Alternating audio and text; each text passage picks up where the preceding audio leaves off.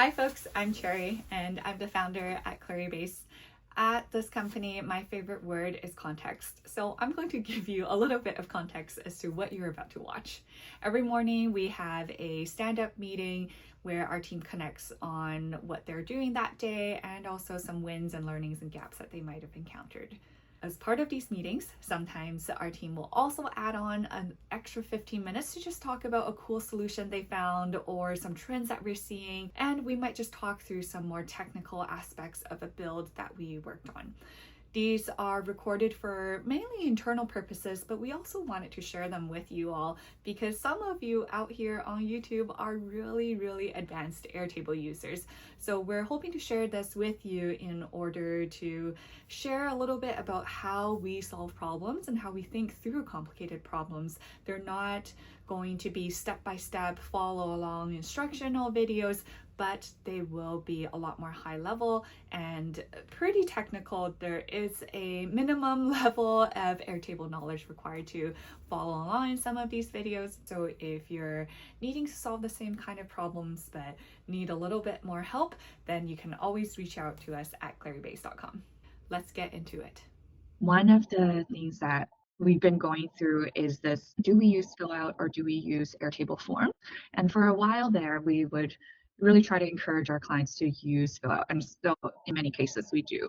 But recently we've had some clients come back and remove their Fillout forms and go back to using Airtable forms. So just because this is like a trend that I'm seeing with our team and more broadly for other businesses, I just want to chat through kind of what is Fillout so good for and what is Airtable so good for from a form perspective.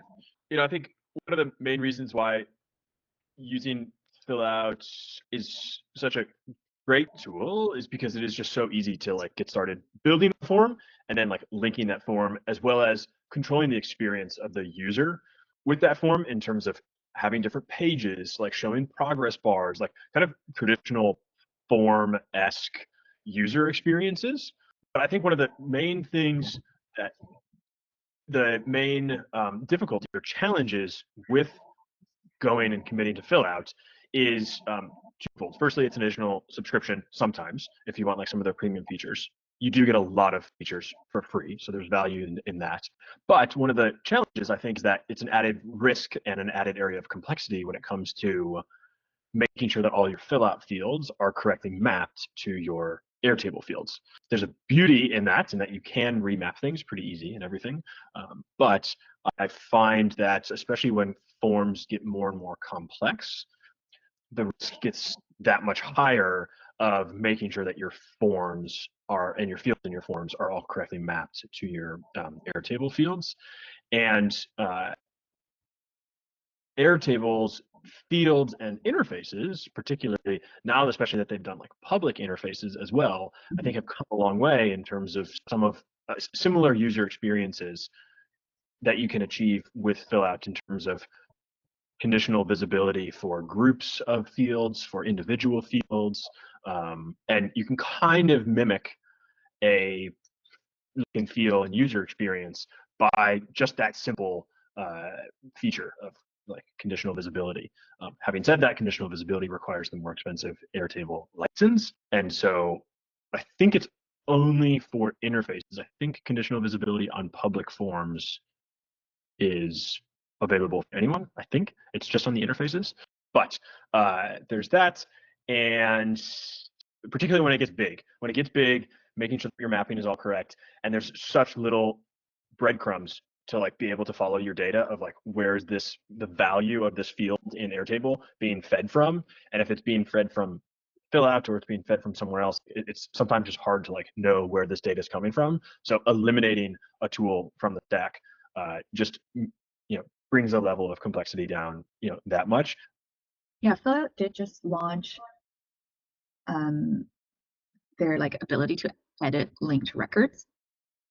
I'm not sure if you guys saw that. So on the old to Air forms, there was that ability to, for non-users to edit records, of course, and that's the primary reason why we still use Fillout. But then Fillout recently just added the ability to also edit the linked records to the record that you're opening up.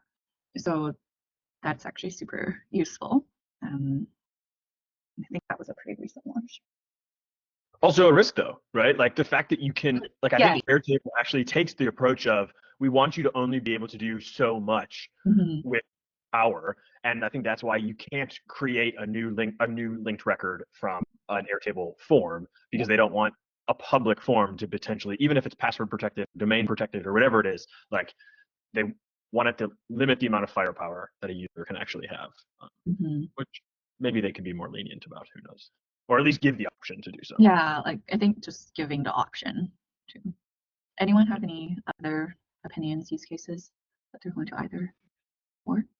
Fillout's also recently allowed you to both create and update records, so you can like submit a form and then actually, if there's something that you want to change, you can enable it so that you can update what you've already submitted. So it actually creates the record in Airtable, and afterwards you can actually use Fillout to update that. So if you don't want people in your base or even in interfaces updating things that have already been submitted, you could configure Fillout in such a way to do that. I feel like that's pretty useful in some of the investment use cases, because we definitely build like financial investment tracking things where the portfolios, if it's like an investment fund, the portfolio companies need to enter in, you know, what is their most recent round of fundraising, for example, and they can just use that form to do it themselves.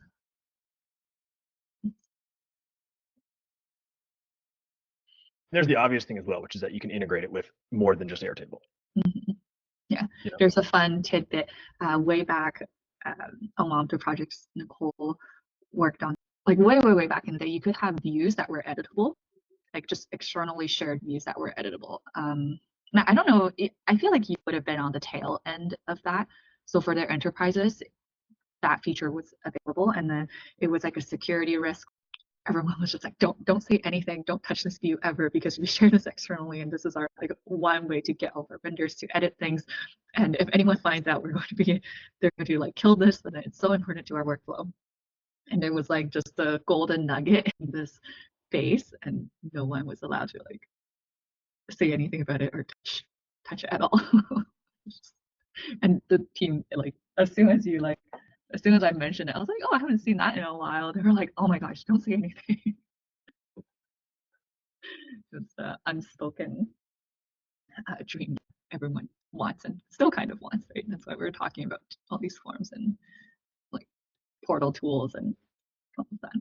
Anyway, part of the lore. Has anyone seen those views before? I don't think so. No? Okay. I don't know if you're on that call, Nicole, but that was the one thing that I just always thought was really funny. All right. I gotta go do some more prep, but have a great day, everybody. Yeah. Yeah, you as well. Good luck on the training. Thank you.